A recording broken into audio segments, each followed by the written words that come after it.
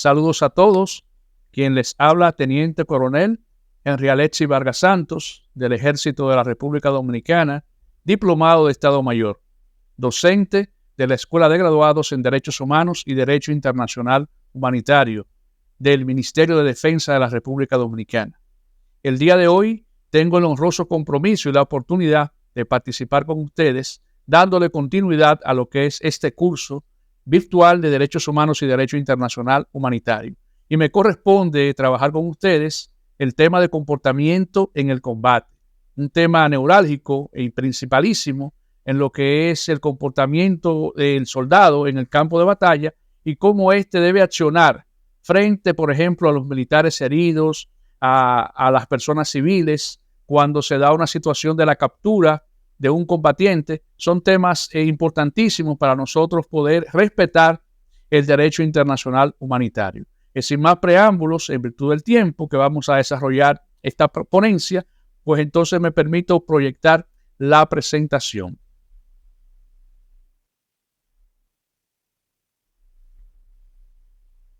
Bien, lo primero que tenemos que tener pendiente son las instrucciones que se debe impartir al personal que está bajo el mando de un comandante. Es decir, cada comandante es responsable por lo que respecta a la aplicación del derecho de la guerra. Y esta es una norma principalísima del derecho internacional humanitario. Esas instrucciones deben ser claras, precisas y deben estar orientadas al estricto cumplimiento de las normativas de derecho internacional humanitario. Dentro de estas instrucciones nos encontramos con las denominadas reglas de enfrentamiento. Y estas reglas de enfrentamiento abarcan desde reglas de combate, combatientes enemigos que se rinden, combatientes enemigos heridos y personas civiles. Es decir, la forma en que el soldado va a tratar a estas personas al momento de encontrarse en el campo de batalla. Entendiendo esto y adentrándonos de inmediato con las reglas de combate, debemos establecer que la primera regla de combate es luchar solamente contra combatientes. Al soldado se le exige que en el campo de batalla se enfrente contra los combatientes, pero el concepto de combatiente es importante tenerlo claro. Se considera combatiente a todo miembro de las Fuerzas Armadas, excepto a su personal sanitario y religioso. Es decir, que los capellanes militares, los médicos, los paramédicos, el personal sanitario propiamente, aunque es miembro de las Fuerzas Armadas, no es considerado combatiente. Por lo cual, esta persona debe ser respetada. El combatiente se debe distinguir entre la población civil porque porta un uniforme, porque tiene signos distintivos de la unidad a la que pertenece, porque tiene un mando responsable, es decir, está subordinado a una estructura militar que le exige el cumplimiento de las normas del derecho de la guerra y que mientras está desarrollando operaciones militares, pues entonces lleva sus armas abiertamente. Esta es una de las características principales de los combatientes. Si un combatiente es capturado, se le debe respetar la vida y se le considera entonces prisionero de guerra.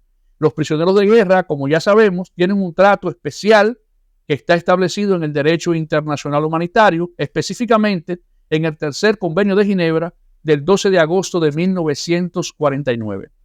Si vemos entonces quién es un combatiente, el concepto de no combatiente muchas veces nos genera confusión, pero es bien sencillo, porque el no combatiente es aquel miembro de Fuerzas Armadas que no tienen funciones de combate. Como ya lo hemos mencionado, estamos hablando de los médicos, paramédicos, camilleros y de los capellanes militares.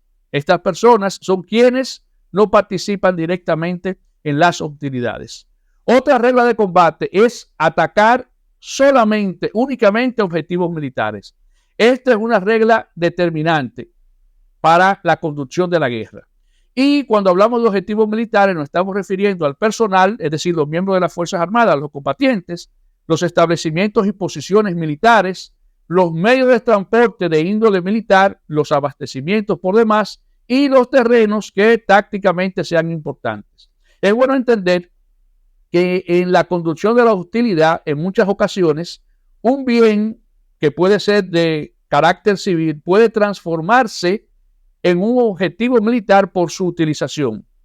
Un ejemplo de ello es un puente. Un puente, indudablemente, es una infraestructura civil. Sin embargo, si el puente es utilizado por el adversario, por el enemigo, para beneficiarse, automáticamente se transforma en un objetivo militar. Por lo cual, los objetivos militares son bienes que por su naturaleza, por su ubicación, por su posición, contribuyen eficazmente a la acción militar y cuya captura total o parcial o neutralización ofrecen una ventaja definida. Así son definidos los objetivos militares.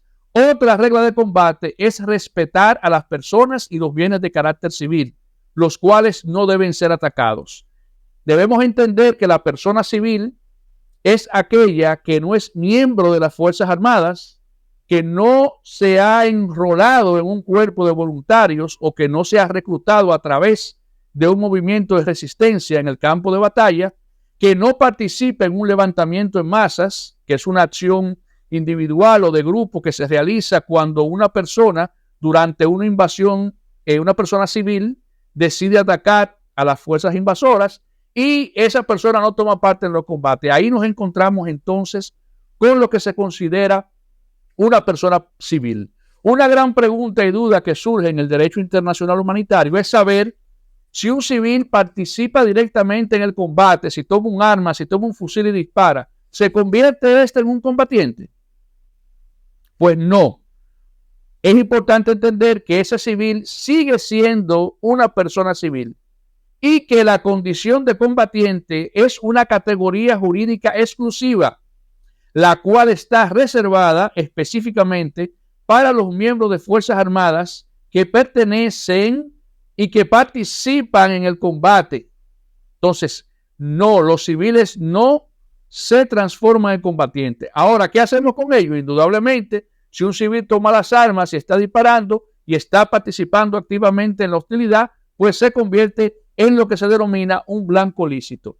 Es bueno saber que existen lo que se denominan elementos constitutivos de la participación directa en la hostilidad para establecer si un civil está activamente participando y ha sido capturado y beneficiarse de un trato preferencial, debe haber generado un daño o lo que se considera participación directa en la hostilidad. Y hay tres elementos que son acumulativos. Debe existir un daño, debe existir una causalidad directa, es decir, que ese daño ha sido generado por ese individuo a quien nos estamos refiriendo, y debe haber un hecho beligerante. Eso significa que ese daño que se ha generado esté vinculado al bando contrario, a un bando enemigo. A eso nos referimos con la participación directa en las hostilidades. Otra regla de combate importantísima es limitar la destrucción a lo que tu misión requiere. Es una regla importante porque muchas veces bajo la dejadez y un trabajo no profesional se generan daños y destrozos que van más allá del objetivo militar, violando los principios de limitación, los principios de necesidad militar y el principio de proporcionalidad, por lo que atañe a que los daños no deben ser excesivos con respecto a la directa y concreta ventaja militar que se espera en una operación. Otra regla de combate es respetar la vida del enemigo que se rinde. Automáticamente un enemigo depone las armas, un enemigo se rinde, esta persona se le debe respetar la vida. Debe ser requisado, capturado y tratado como prisionero de guerra. Por igual, otra regla de combate no se exige que se debe atender a los heridos, sean amigos o sean enemigos. Esta fue una de las premisas principales que dieron el origen al derecho internacional humanitario cuando en Solferino Henry Dunant plantea la necesidad de que los heridos sean asistidos sin distinción, sin importar el bando, porque un soldado automáticamente deja las armas, pasa de ser una persona que defiende a su estado a ser un ser humano, un hombre que no está representando a otro estado, por lo cual merece un respeto a su vida. Y sin importar el bando, las personas heridas deben ser asistidas. Es bueno entender que las personas heridas, los enfermos y los náufragos deben ser tratados con humanidad, y esta es una de las premisas principales del derecho internacional humanitario. Esto aplica para todas las personas. Ahora, es importante puntualizar que los heridos deben de abstenerse de realizar acciones de hostilidad. Esto significa que si un herido sigue disparando o continúa tomando parte en el combate, pues indudablemente seguirá siendo un objetivo militar lícito. Todos los heridos, los enfermos y los náufragos combatientes que participen en un conflicto armado que sean capturados después de sanar, pues pasarán a ser considerados prisioneros de guerra. Otra regla de combate importantísima es proteger a la población civil enemiga de abusos y venganzas. Es importante dar un trato humano y no discriminar a las personas por su nacionalidad, y no merecen estas personas civiles recibir un trato de abuso, de venganza, de excesos con relación a el trato que le merece por su condición humana. También se debe respetar la propiedad privada. Cualquier bien que sea necesario adquirir por razones de necesidad militar debe hacerse un pago salvo indemnización, y esto está bien establecido en el derecho internacional humanitario. Otra regla de combate determinante es permitir al personal de sanidad y capellanes cumplir su labor. Estos no deben ser molestados. Sin embargo, se pueden detener unidades sanitarias para revisar que realmente lo son y permitirles continuar realizando su labor. En todo caso, el personal sanitario y religioso se le debe permitir cumplir su labor. También los vehículos que porten los emblemas protectores, entendiendo los emblemas protectores como aquellos que están destinados a señalizar aquellos medios de transporte sanitario, sean embarcaciones, sean aeronaves o sean vehículos de transporte terrestre. Estas unidades o medios de transporte que porten el emblema de la Cruz Roja, por ejemplo, de la Media Luna Roja, o en su defecto el cristal rojo, como comúnmente llamamos, también deben ser respetados en todo caso en virtud de las disposiciones del derecho internacional humanitario. Sobre esta base vamos a ver algunas reglas a seguir que son muy importantes en el caso de los combatientes enemigos que se rinden. La primera regla es respetar la vida del combatiente enemigo que se rinde. Toda persona que se rinde merece que se le respete su vida. Usted automáticamente, ese soldado, deja las armas, enarbola una bandera en señal de negociación que no necesariamente es rendición, pero que muestra una intención de que no quiere continuar combatiendo, pues entonces inmediatamente en ese momento se le debe respetar la vida a ese individuo. Luego de respetar la vida, el segundo paso es desarmarlo, para garantizar que en el entorno que se va a movilizar con la seguridad que corresponde tener, como ya un personal que ha sido capturado, que se ha rendido, es desarmarlo. El segundo paso esencial es desarmarlo. Verificar que no tenga cartas, informaciones, que no tenga ningún armamento, que no tenga nada que pueda poner en peligro a los demás soldados. Posteriormente a ello, lo que sigue es darle un trato humano, tratarlo humanamente. Si tiene una condición de salud específica, brindarle el trato que corresponde y darle la asistencia necesaria. Cuando hablamos de tratarlo humanamente, debe ser necesario tener ciertas previsiones de seguridad. Por ejemplo, en esta imagen que estamos viendo, lo más lógico sería es que quien le esté asistiendo, pues es el compañero que esté más adelante para que usted entonces le brinde seguridad a su tropa y no esté usted fuera del control o de mantener las atenciones que se requiere. Posteriormente a ello, la última parte corresponde a que ese soldado que ya usted ha capturado, que se rindió, debe entregarlo al superior. Y el superior, a su vez, tiene una responsabilidad fundamental que establece el derecho de la guerra, que es informar, por lo menos en un plazo no mayor de una semana, informar en detalle sobre la captura de esta persona. Debe informárselo al bando contrario de que esta persona ha sido capturado, y estos a su vez están en la obligación de dar parte a los familiares de la captura. Otras reglas a seguir establecidas en el comportamiento de combate se corresponde a cómo se debe accionar con los combatientes enemigos que están heridos. Cuando un combatiente enemigo está herido, lo primero es recogerlo, brindarle la asistencia necesaria, recogerlo, protegerle la vida, asistirlo. Segundo paso, esa asistencia se debe realizar para garantizar la vida, verificando que las condiciones, por ejemplo, de los signos vitales de esta persona, la temperatura, está adecuada. Por ejemplo, el latido del corazón, la respiración, brindarle la asistencia. Como usted no es sanitario, usted debe entregarlo a su superior inmediatamente o, en su defecto, al personal médico más próximo, quienes van a dar el trato correspondiente. Y es bueno establecer que el derecho internacional humanitario plantea con detalle la obligación de que el personal médico brinde asistencia sin distinción de bando a todas las personas que han sido heridas en el campo de batalla. Otras reglas a seguir muy importantes son las relativas a las personas civiles. ¿Cómo tratar a las personas civiles? El primer elemento es respetar a las personas civiles, tratarlas humanamente, respetarlas como ser humano, la dignidad humana. Posteriormente de ese trato, toda aquella persona que está en el poder se le debe brindar una asistencia adecuada, tratándola humanamente, protegerla de malos tratos, de abusos, de venganza. No está permitido la toma de rehenes. Los miembros de Fuerzas Armadas profesionales no toman rehenes. Eso no está permitido. Eso es una violación al derecho internacional humanitario. Posteriormente, es importante tener pendiente que los bienes civiles no son objetivos militares. Los bienes de carácter civil, los bienes personales de las personas civiles no se le debe destruir, no se le debe robar, no se le debe dañar. Se debe en todo momento respetar los bienes de la población civil.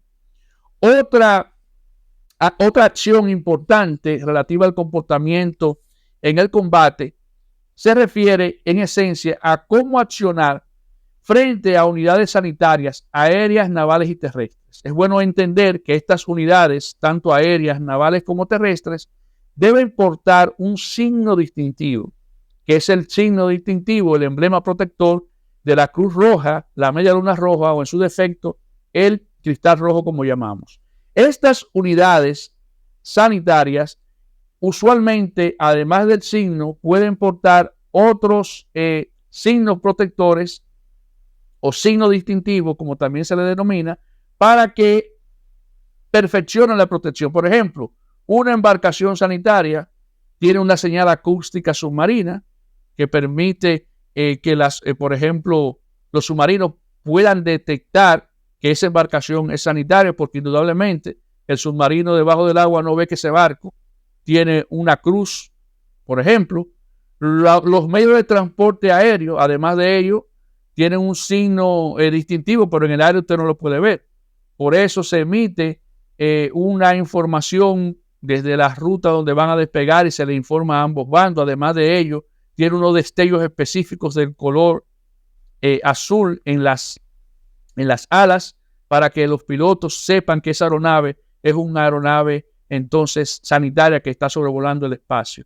También es bueno tener con respecto al comportamiento en el combate, respeto a las aeronaves civiles y a los barcos mercantes. Estos en principio no deben ser atacados. Sin embargo, es importante entender que tanto los barcos mercantes como las aeronaves civiles no pueden participar, por ejemplo, junto a aeronaves militares o embarcaciones militares en convoyos realizando operaciones de índole militar. Esto está totalmente proscrito en el derecho de la guerra.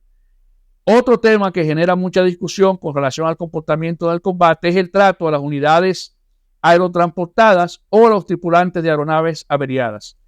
Es importantísimo tener pendiente que el artículo 42 del protocolo 1 adicional a los convenios de Ginebra establece que los miembros que se lancen de una aeronave en peligro tienen el derecho a que se les respete su vida durante su descenso.